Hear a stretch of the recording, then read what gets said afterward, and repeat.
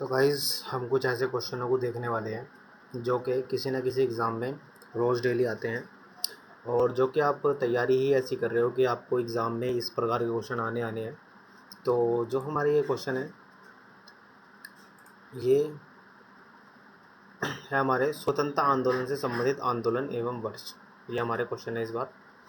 तो इसमें जो हमारा पहले वाला है, बंग भंग आंदोलन स्वदेशी आंदोलन कब हुआ था? तो ये जो हुआ था 1905 में हुआ था आपका। और मुस्लिम लीग की स्थापना अगर देखी जाए तो कब हुई थी? वो हुई थी 1906 में। और अगर कांग्रेस का बंटवारा था वो कब हुआ था? तब वो हमारा बंटवारा हुआ था 1907 में। होम रूल आंदोलन जो था कब स्टार्ट हुआ था? 1916 में वो स्टार्ट हुआ था। लखनऊ पैक्ट जो हुआ था कब हुआ था? गांधी और लखनऊ का पैक्ट हुआ था जो कि दिसंबर 1916 में हुआ था। फिर हुआ था हमारा मोंटेग्यू घोषणा, जिसको मोंटेग्यू काफ़ी अलग अलग तरह से नामों से इसको जाना जाता है। तो ये कब हुआ था? ये सारी चीज़ें जानने वाली हैं। मोंटेग्यू घोषणा, खिलाफत आंदोलन। तो हमारा खिलाफत आंदोलन कब हुआ था? हमारा खिलाफत आंदोलन हुआ था मोंटेग्यू घोषणा हुई थी 20 अगस्त 1917 को। और हमारा जो खिलाफत आंदोलन हुआ था ये हुआ था 1919 ईस्वी को। अभी खिलाफत आंदोलन के बाद ही उसके बाद स्टार्ट हो गया था हमारा जलियांवाला बाग जो हत्याकांड है वो हो गया था 13 अप्रैल 1919 को। इसमें काफ़ी सारे जो इंडियंस थे वो एक जगह पे इकट्ठे हुए थे, हज़ारों की तादाद में वो मारे गए थे। अंग्रेज़ों ने गोलियों से उनको भून दिया था। फिर उसके बाद में हुआ था रोलेट एक्ट। इसमें रोलेट एक्ट में कुछ ऐसी दलीलें थीं, यानी कि उसमें आप वकील भी नहीं कर सकते हो ना दलील कोई दे सकते हो, क्योंकि उसमें आदमी का पता ही नहीं चलता क्या था कि आखिरकार आदमी जो था वो गया तो गया कहाँ। फिर है हमारा हंटर कमेटी की रिपोर्ट। हंटर कमेटी की जो रिपोर्ट थी वो कब प्रकाशित हुई थी? अब ये हंटर कोई वो पुराने वाला हंटर नहीं है। हंटर एक आदमी था, उसका नाम हंटर है, तो उसी से कमेटी की जो है नाम धर दिया जाता था उस टाइम पे। फिर है एक कांग्रेस का नागपुर अधिवेशन कब हुआ था? तो कांग्रेस का जो नागपुर अधिवेशन है वो 1920 में हुआ था।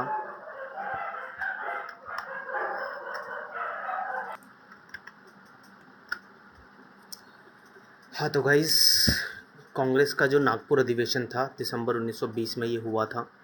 फिर असहयोग आंदोलन चलाया था गांधी जी ने, जो चला था 1 अगस्त 1920 में।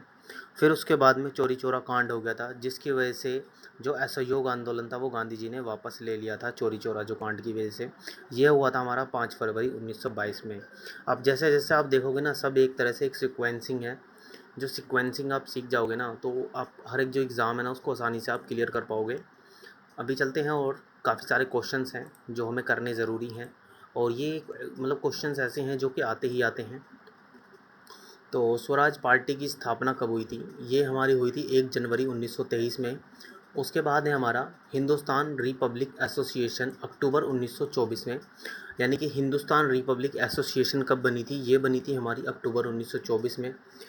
और ये तो काफ़ी ज़्यादा इम्पोर्टेंट क्वेश्चन है, साइमन कमीशन की नियुक्ति। क्या आखिरकार साइमन कमीशन की नियुक्ति कब हुई थी? तो 8 नवंबर 1927 में हुई थी। और जो साइमन कमीशन था वो भारत आया था, कब आया था? 3 फरवरी 1928 में। अभी हम फ़िलहाल फैक्ट्स के बारे में बात करेंगे, धीरे धीरे इनके कंसेप्चुअल हर चीज़ सीखेंगे जिसमें आपको काफ़ी कुछ समझ में आएगा। फ़िलहाल ये ऐसे क्वेश्चन है, अगर आप एसएससी वगैरह की तैयारी करते हो तो यहाँ से सीधे सीधे क्वेश्चन आते हैं, इन फैक्ट्स से आते हैं, वो कंसेप्ट से नहीं लेते।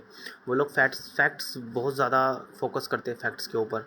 अभी नेहरू रिपोर्ट है अगस्त 1928 में। जो नेहरू रिपोर्ट है ना, ये जवाहरलाल नेहरू मत समझना, ये आपके मोतीलाल नेहरू जो थे उनके कुछ पॉइंट्स थे। साइमन कमीशन ने जो अपनी रिपोर्ट पेश की थी उसी के अगेंस्ट जो आपकी आईएनसी थी, आईएनसी ने भी उसके अगेंस्ट एक तरह से कह सकते हैं कि उन्होंने कहा कि नहीं ये चीज़ गलत है। तो उसमें मोतीलाल नेहरू से कहा गया कि आप कुछ अपने पॉइंट्स हैं उनको आप पेश कीजिए। तो उन्हीं पॉइंट्स को कहते हैं नेहरू रिपोर्ट, जिसमें कुछ 8 पॉइंट्स थे।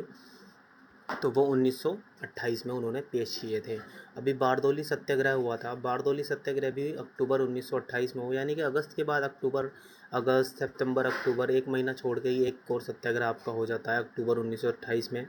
फिर है लाहौर षड्यंत्र केस। लाहौर षड्यंत्र केस जो है आपका 8 अप्रैल 1929 में हुआ था। और कांग्रेस का लाहौर अधिवेशन, कांग्रेस का जो लाहौर अधिवेशन था कब हुआ था? दिसंबर 1929 में हुआ था। अभी द्वितीय गोलमेज सम्मेलन कब हुआ था आपका? ये हुआ था 7 सितंबर 1931 में। द्वितीय गोलमेज, प्रथम द्वितीय तृतीय, ये एक सारे के सारे ये इन्होंने गलत दे दिया है। थोड़ा सा इसको नीचे हम लेके चलेंगे, फिलहाल इसको भी छोड़ देते हैं द्वितीय गोलमेज सम्मेलन को। पहले प्रथम देखेंगे आखिरकार में गोलमेज सम्मेलन हो क्यों रहा था। फिर है स्वाधीनता दिवस की घोषणा। अभी स्वाधीनता दिवस की घोषणा जैसा आप देख रहे हो ना, 2 जनवरी 1930, तो जनवरी एक काफ़ी ज़्यादा इम्पोर्टेंट हमारे लिए हो जाता है। अभी हमारा नमक सत्याग्रह यानी कि सॉल्ट सत्याग्रह कह सकते हैं, ये कब हुआ था हमारा 12 मार्च 1930। इसी को डांडी मार्च भी कहा जाता है। और काफ़ी सारे ऐसे फैक्ट्स आपके जुड़े हुए हैं नमक सत्याग्रह से। आप मोस्टली 2 चीज़ तो आपको याद रखने वाली हैं। एक आपको याद रखना है कि नमक सत्याग्रह, दूसरा आपको याद रखना है कि डांडी मार्च कब हुआ था। डांडी मार्च आपका 12 मार्च 1930 से 5 अप्रैल 1930 तक हुआ था। उसके बाद में सविनय अवज्ञा आंदोलन, यानी कि सेम उसके नेक्स्ट डे ही गांधी जी ने अवज्ञा आंदोलन, सिविल डिसोबीडेंस की घोषणा कर दी थी कि सिविल ओबीडेंस यानी कि कोई भी जो है, अब जिस भी दफ्तर में काम करता है, जो भी कोई है, चाहे वो लोकल बंदा हो, चाहे कैसे भी हो, प्राइवेट जॉब में हो, चाहे रेहड़ी पटरी पे कोई सामान लगा रहा हो, तो वो अवज्ञा आंदोलन में पूरी तरह से सहयोग करेंगे। उसमें महिलाओं ने भी काफ़ी अच्छा सहयोग किया था। अगर आप यूपीएससी की तैयारी कर रहे हो तो वो आपके लिए बहुत ज़्यादा इंपॉर्टेंस हो जाता है कि महिलाओं ने किस प्रकार से आंदोलनों में अपना सहयोग किया था या महिलाओं का सहयोग किया था। तो वहाँ से हम क्वेश्चनों को पढ़ सकते हैं कि सवज्ञा आंदोलन कैसे हुआ था।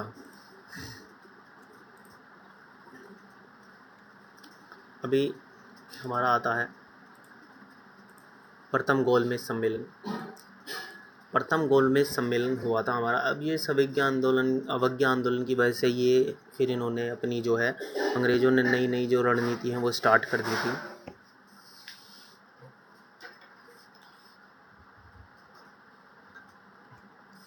ये अंग्रेज़ों ने अपनी नई नई रणनीतियाँ जो है स्टार्ट कर दी थी। अभी वो प्रथम गोलमेज आंदोलन हुआ था। आंदोलन नहीं, ये सम्मेलन था यार, आंदोलन नहीं है ये प्रथम गोलमेज सम्मेलन हुआ था। ये 12 नवंबर 1930 में हुआ था। ये पूरी तरह से फेल हो गया था। अभी फेल होने का कारण ये था कि एक मुख्य आदमी जो आईएनसी को रिप्रेजेंट करता वो ही उसमें नहीं गया। यानी कि कौन नहीं गए, गांधी जी नहीं गए। अभी गांधी जी नहीं गए तो भाई काय का सिविल ओबीडियंस, मतलब सब एक तरह से वो फेल हो गया। तो उसको हम फेल ही मानते हैं। फिर उसके बाद में गांधी इरविन समझौता होता है। देखो गांधी जी गए नहीं तो उसके बाद में अभी जैसे बच्चा रूठ जाता है ना, उसी तरह से गांधी जी बहुत बड़े वाले बच्चे थे अपनी तरह से, वो ज़रा ज़रा सी बात पे रूठ जाते थे। तो गांधी और इरविन ने दोनों ने मिलकर एक समझौता किया जो 8 मार्च 1931 में हुआ। उसी के सेम उसमें द्वितीय गोलमेज सम्मेलन हमारा, हम ऊपर पढ़ रहे थे हमारा द्वितीय गोलमेज सम्मेलन। चलते हैं एक बार अपने द्वितीय गोलमेज सम्मेलन के ऊपर। तो ये वाला आप देख सकते हैं, द्वितीय गोलमेज सम्मेलन 7 सितंबर 1931 को हुआ था। और ये हमारा इरविन जो है, मार्च में हमारा जो है इरविन पैक्ट हो रहा है।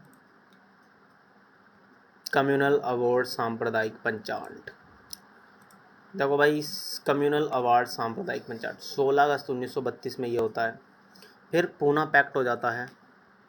पूना में एक पैक्ट होता है, वो होता है हमारा सितंबर 1932 में। पूना पैक्ट आपको याद रखना होगा। 2-3 पैक्ट है, सूरत पैक्ट है, पूना पैक्ट है, ये 2-3 पैक्ट हैं, आपको ये याद रखने अनिवार्य है अगर आप एसएससी वगैरह पे फोकस कर रहे हो। तृतीय गोलमेज सम्मेलन, तीसरा गोलमेज सम्मेलन कब हुआ था? 17 नवंबर 1932 में हुआ था।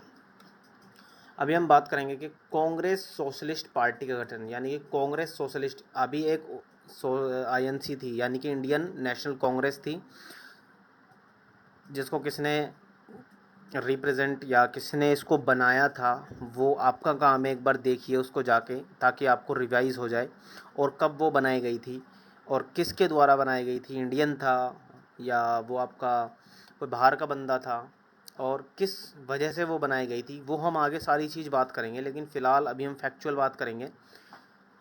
तो उस फैक्चुअल चीज़ में कांग्रेस सोशलिस्ट पार्टी का, अभी कोई कांग्रेस थी, सोशलिस्ट भी आ गई तो पार्टी का गठन हो गया। अभी जैसा आप देख रहे हो, सोशलिस्ट का मतलब क्या है यार, उस टाइम पे अगर आप वर्ल्ड में उस चीज़ को बात करोगे ना, तो उसी टाइम पे सोशलिस्ट पार्टी थी। कहाँ पे थी? रशिया में सोशलिस्ट सारी की सारी पार्टी चली थी, उसके ऊपर ये सोशलिस्ट पार्टी का यहाँ पे भी गठन हो गया।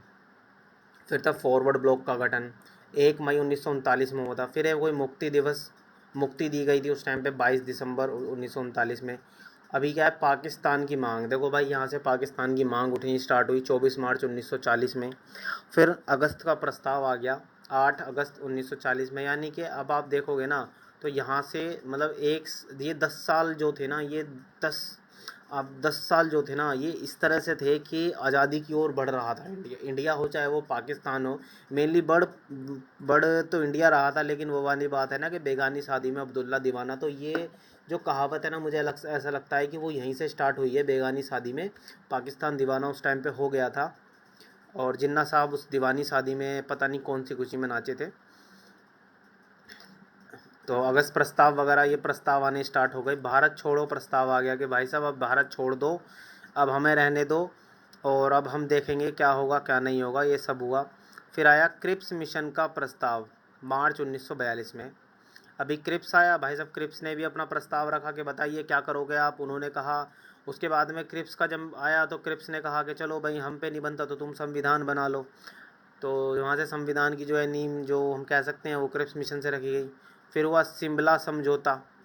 अभी जो आईएनसी का जो ठंड मतलब मेन जो एक वो कह सकते हैं ना कि उसका, चलिए छोड़िए।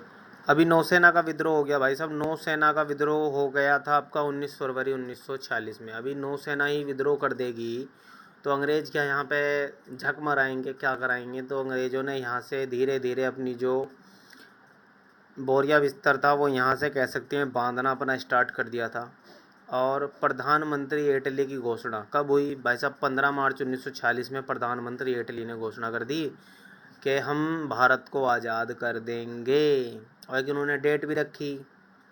अब उसी की वजह से फिर कैबिनेट मिशन का आगमन हुआ इंडिया के अंदर 24 मार्च 1946 में। उन्होंने समझाया कि भाई ये चीज़ आपको करनी होगी, उसके बाद में हम आपको आज़ादी दे देंगे। फिर प्रत्यक्ष कार्यवाही दिवस 16 अगस्त 1946 में। अंतरिम सरकार की स्थापना कब हुई आपकी? 24 सितंबर 1946 में। अभी माउंटबेटन योजना यानी कि माउंटबेटन साहब आए। माउंटबेटन साहब ने देखो जो स्वतंत्रता मिलनी थी वो स्वतंत्रता आपको करीब दिसंबर 1947 में मिली थी, लेकिन माउंटबेटन ने कहा कि नहीं, ये टाइम ज़्यादा हो जाएगा, अगर जाना ही है तो हमें पहले जाना होगा।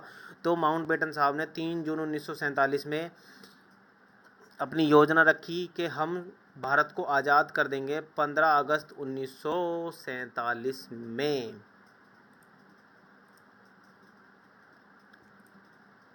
तो ये हमारी 22 अगस्त 1947 को हम कह सकते हैं कि हमारी जो आज़ादी थी वो माउंटबेटन साहब ने जल्दी दे दी। तो आई होप फ्रेंड्स आपको अगर वीडियो अच्छा लगा हो, शेयरफुल मतलब हेल्पफुल लगा हो, इसकी पीडीएफ मिल जाएगी आपको डिस्क्रिप्शन बॉक्स में, वहाँ से पीडीएफ डाउनलोड कर लेना।